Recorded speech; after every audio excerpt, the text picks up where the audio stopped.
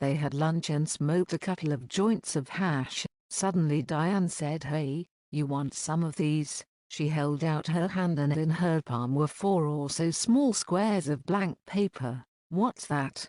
asked Al. "Looks like paper." He laughed. "It's acid," she said. "LSD, you know, Lucy in the Sky. I got some from a French guy. He reckoned they are really good. Want to try?" Al found her manner too seductive to resist. "How many do we take? How strong are they? How long do they last?" "I've never done it. I don't know," she said. "I have 4. You take 2 and I'll take 2. "I think I'll just take 1 first time," he said. With that Diane popped 1 small square of paper into Al's mouth. "Suck it and see," she laughed. Al laughed and then frowned as he watched Diane put the other 3 squares into her own mouth. She washed it down with a fizzy drink. "So this is going to be a trip," thought Al. He thought about the books he had read, Aldous Huxley and Timothy Leary, about LSD and other psychedelic drugs. There was that book by the guy that gave acid to dolphins and then took it himself and put himself into an isolation tank and had met beings made out of light.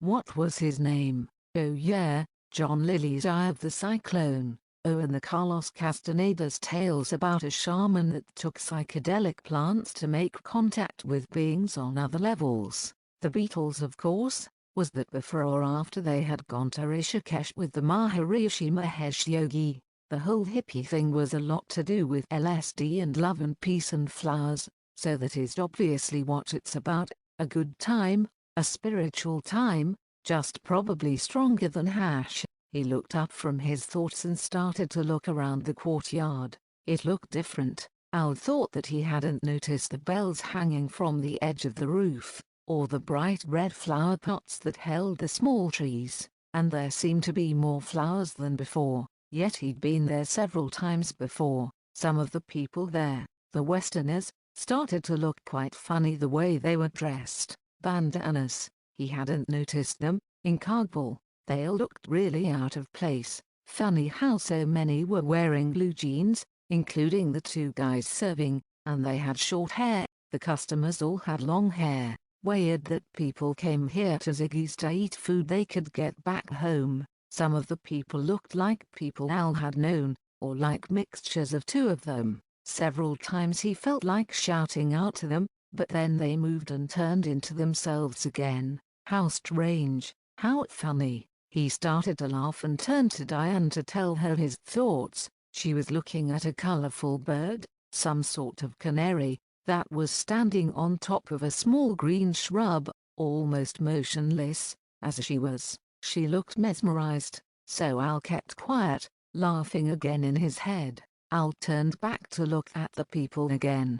That guy looked familiar. As he looked at the guy stood up and walked over. "Hi," he said. "Are you Al?" Al felt a little uneasy at that. How did the guy know his name? "You from Norwich?" "I am Pete. Remember me?" "Pete Roscoe." "Wow," said Al. "You are Pete Roscoe?" "Yeah, I remember you, of course. I thought you were somebody that looked like him. I mean you." He laughed. Al had known Pete Roscoe back in Norwich but had had no idea that he too would be heading for India.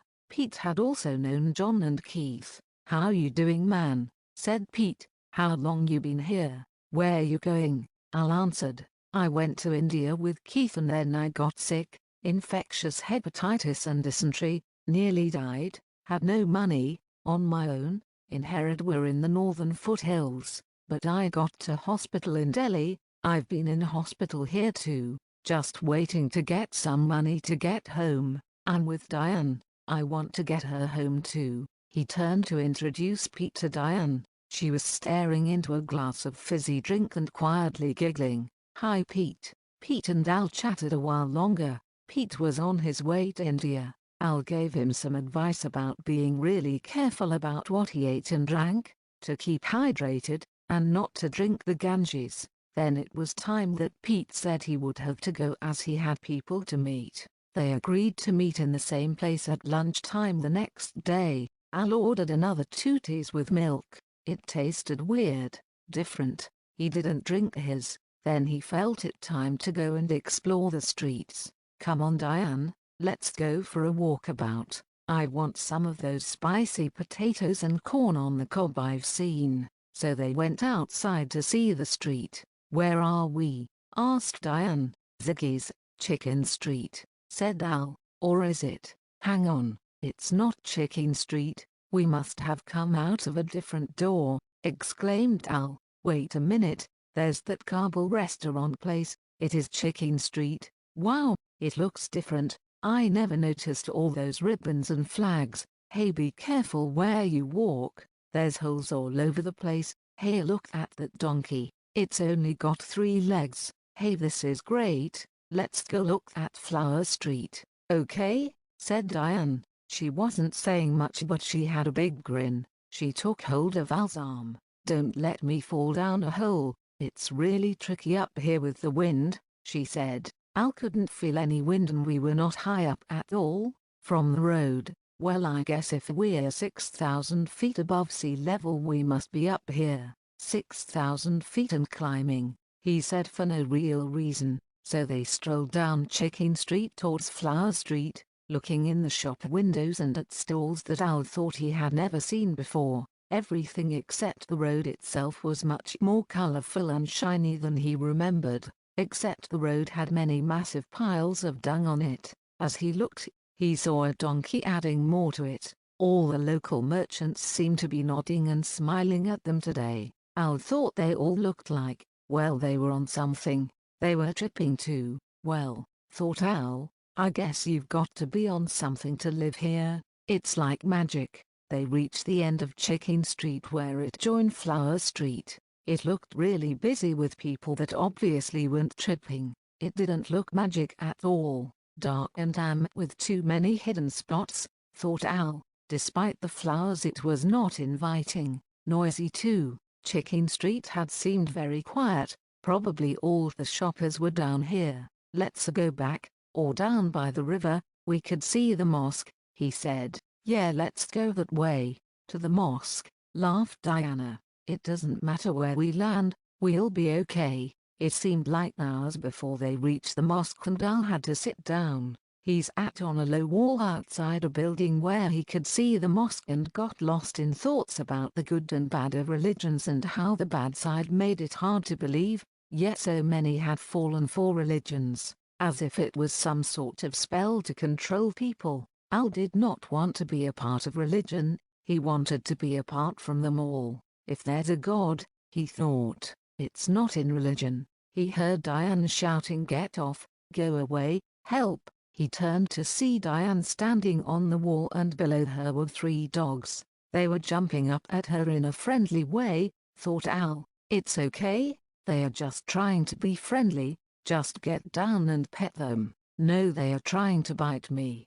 They won't leave me alone. They might have rabies, but they are only little, said Al. No, they are not, they are massive. They are not dogs, they are wolves. Help, please. She was really freaked. Al just shooed the dogs away. They went off down the street, stopped and looked back. Al shouted, go. Off they went, hunting for food probably. He helped Diane climb down. She hugged him. Well, obviously, 'cause she took 3, she's right out of it, thought Al. He grabbed her by the arm and they went back to Ziggy's where they could relax in a good friendly atmosphere and listen to some good rock music. Kabul streets at night, he said, not good on acid.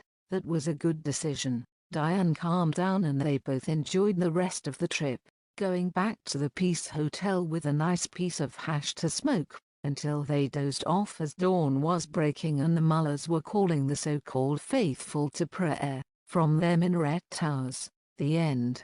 That brings us to the end of these readings from All About My Hat. I do hope you read the rest of my book. It is available on Amazon or through good bookstores and on Kindle.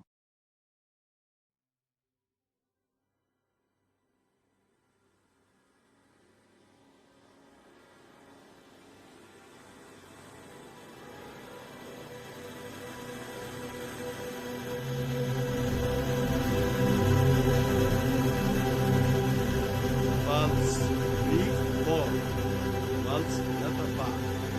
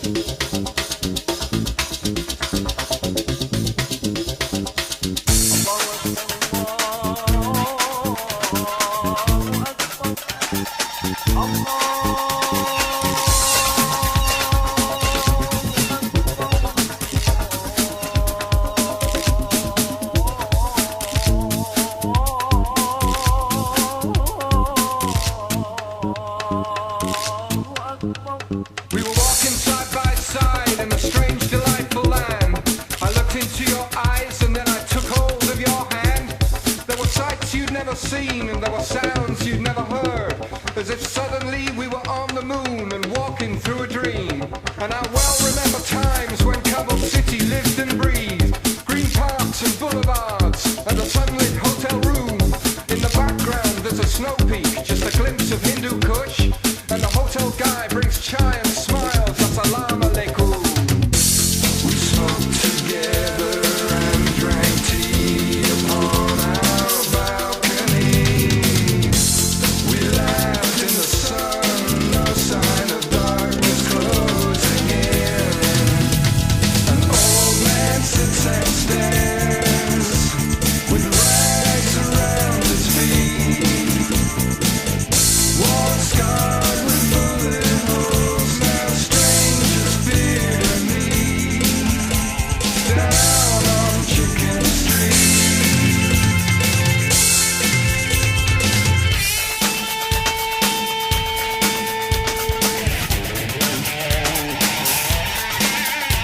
In the morning we would pick our way through narrow alleyways and find a market selling fruit and gums and hash and all you want for cash. Guy comes past, shakes my hand as if I'm from the promised land. He smiles and grins, invites us in and shows us where to stand. It was 5 hours later, shit that guy could smoke, when we staggered into Ziggy's for some coffee and more dope. They were playing Jimi Hendrix and the hippies were all trippy, and your eyes were telling stories of the coming morning glory. I wish my Western friends could see Afghanistan like this. Way back before the war, when the darkness closed right in. An old man sits and stares with rags around his feet. Walls scarred with bullet holes, now strangers fear me. Down on Chicken Street.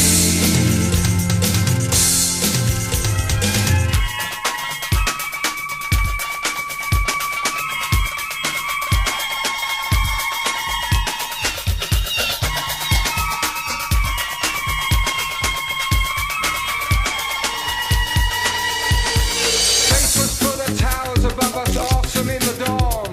An old man prays to Allah, chai shop vents a cloud of steam. We break our fast on eggs and tea and sticky black hashish. The air is cool and crystal clear and sparkles like a dream.